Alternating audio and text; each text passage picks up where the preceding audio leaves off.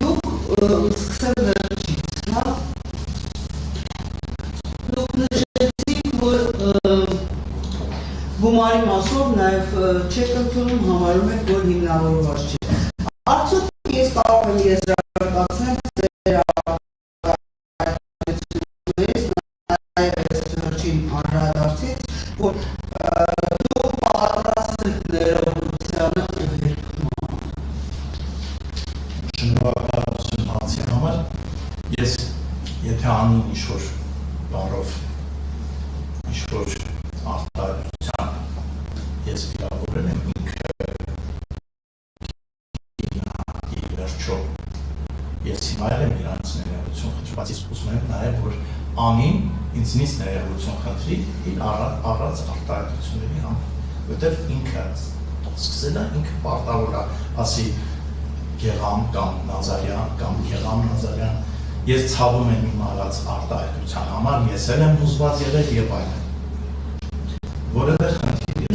այս քաղաքացիական գործի պահանջը այն է, ինչ որ ներկայացված է հայցով։ Դրա համար ես հարցնում ինձ բարոյական կողմը։ բայց ինձ հետաքրքրում է, որտեղ ես ներկայացուցիչ եմ իրականացնում։ Ես հասկանում եմ, ես դրա համար ես պարտավոր եմ հարցնել, կարող է ինչ որ պահանջների մի մասով թեկուզ հնարավորություն լինի հարցը արտադատական կարգով լուծել։ Արտադատական կարգով հարցը կլուծվի, երբ որ այ հիմա անի կամ միջանցքում կամ սեր ինձ ասի ես ներողություն եմ խնդրում հարցից համար ես մեր հայցով անի պետք է խնդրի ներողություն ձեր կարգով։ Շատ լավ։ Պատասխանող կողմն է պատրաստ ներողություն խնդրի, ես հասկացա։ Ես հասկացա, որ դա պայման էր, որ իմ վստահորդը խնդրի ներողություն իր արտահայտության համար եւ ի պատասխան նա պատրաստ է ներողություն խնդրի։ Լավ, որպեսզի ապագայում տարակարծություններ չլինեն, պարոն Նազարյան, հարցս հետևյալն է ձեզ։ Եթե հայցքորները կամ ներողություն չեն խնդրում ձեզնից,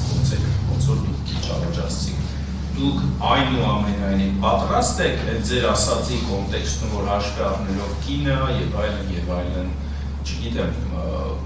չխորանանք պատճառը, պատրաստ եք ամեն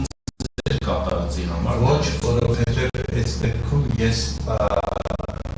ինձ չեն հասկանա ոչ իմ ընտանիքի անդամները, ոչ իմ ընկերները, ոչ հարազատները։ Շատ բարդ է։ Ունեք այդ։ Այո, հարկին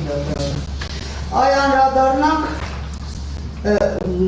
նորից վերջից եմ, հա,